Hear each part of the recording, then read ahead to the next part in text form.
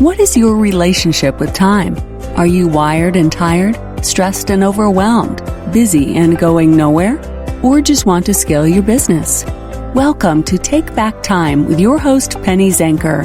Penny focuses on books, strategies, tools, and tips to help you work smarter and approach your time more strategically. As a result, you can have more energy, focus, and get more done in less time. Be more efficient and effective. Get ready to take back time. Hello and welcome to Take Back Time.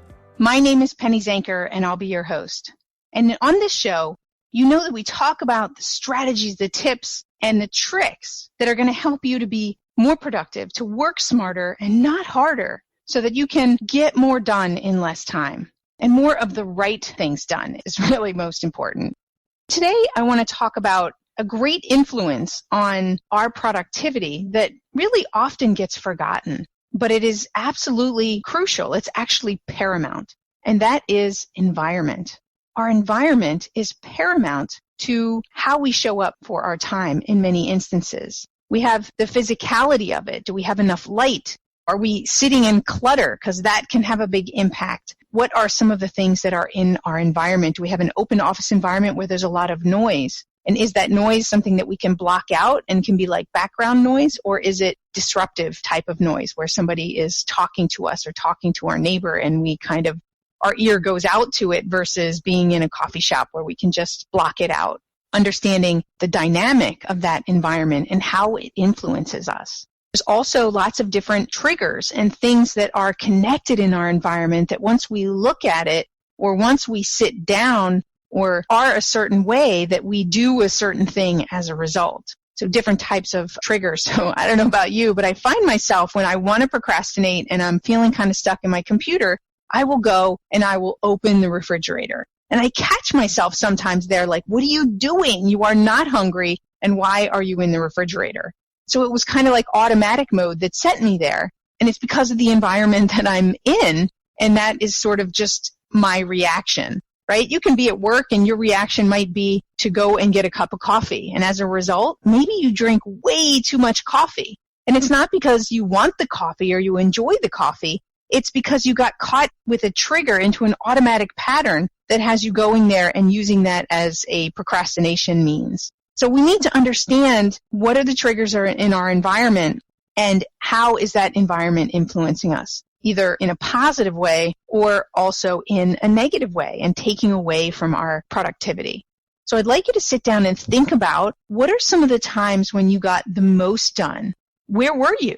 What was going on around you? Sometimes people listen to music and they find that that is a real inspiration and can really support them. I find that certain types of music definitely help me to be more productive and have that in my environment. But I also find that other types of music can really be a distractor and that I'm a little bit more listening to the music than I am giving my full attention. So if I'm singing along, then I am not focusing on what it is that I need to do. I find that if I'm wearing headphones and it's so close to my ears that I can't focus on other things. And so I don't get the highest level of attention that I could because of the way that that music is organized. So I really want you to think about what's working for you and what's not in your environment. Go ahead and take a piece of paper and make 3 columns on that piece of paper. In the first column, you could put physically. In the second column, you could put mentally. And in the third column, you could put environmentally. Identify in each of those areas, how is your environment supporting you and how is it taking away from your productivity? So you could kind of then put a line across the center, and at the top, you could say, how's it supporting you? What's working? And at the bottom, what's not working? So that you can get greater awareness on what things are detracting from your productivity, what's going on in your environment that is supporting you physically, mentally, or emotionally, and then also with the environment itself. Go ahead and take some time to do that and build some awareness so that you can then set an action plan for what you can do differently. Because interesting enough is that when we set up our environment proactively, that is way more powerful for us than it is to rely on willpower. So for instance, I could say that studies tell us that if we set our mind to it, we can say what time we're going to wake up in the morning. Well, that's kind of like a willpower thing where I'm going to rely on my willpower of what time I'm going to wake up. There's an easier way to do it, and that's set an alarm. That's creating value in my environment and structure that's supporting me to get the result that I want, which is to wake up at a certain time. So don't rely on yourself just to wake up because the sun is coming up and that's when you should get up. Set an alarm. And don't allow yourself to snooze. There's a new tool that somebody said that they have. It's an app that makes you go across the room and dance in order for it to shut off. The more that you can set up those types of things in your environment, the more powerful, and I will post what that is. I don't have it off the top of my mind right now, but I'll find it and I'll post it in the comments. Those types of structures that we can put in our environment, that's going to support us to get the results that we want because that's intentional.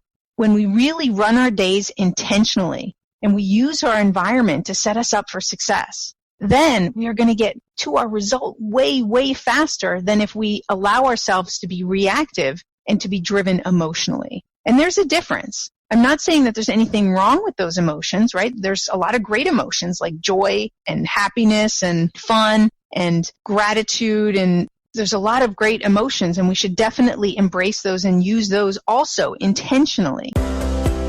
Distractions are the enemy of productivity. Go to distractionquiz.com and find out your distraction profile. Are you a time zombie or a hamster? Take this free distraction quiz today to rate your ability to focus on what keeps you from being a wizard. Go to distractionquiz.com.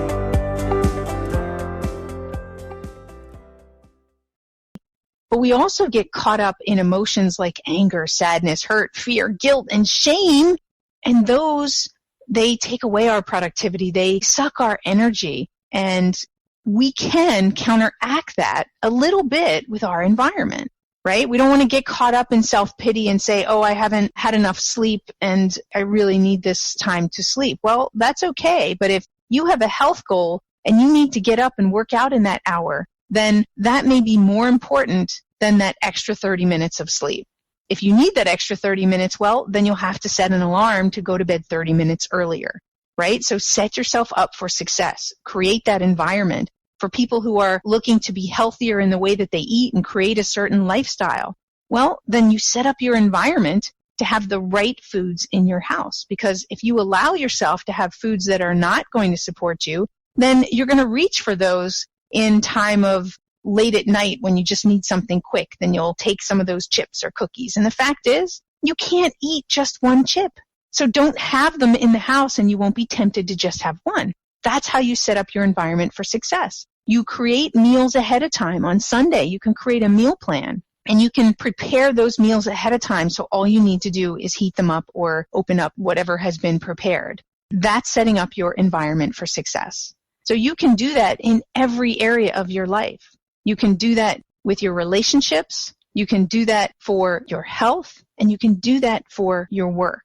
What things can you set up in your environment that are going to get you focused on the things that are most important to you and the things that are going to drive your results forward faster? So first thing is always get clear on what those activities, those tasks, what do you need to do that's going to give you the fastest and best result? What are those most important things? So get clear on that in each area of your life. And then use your environment to support you. Be proactive around setting up your environment. I know this has been a huge help for me. I do a lot of those different things. I do prepare my juices for the day and have a shake ready for me so that when I'm hungry, that shake is already available so that I can just reach for it as a snack instead of going for something that's not as healthy and nutritious for me. I do it in my work by setting up my plan about what it is that's most important for me today. I call it the 1-3-5.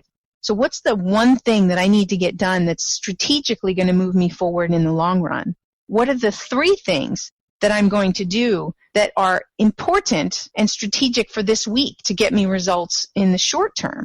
And then also, what are the 5 things that I need to do that are absolute urgencies for today? And so that's kind of my second to-do list. I mean, I have a bigger, broader list that is broken out by project, but that's my daily list. And when I accomplish that for the day, I feel good. I know that I've accomplished the most important things.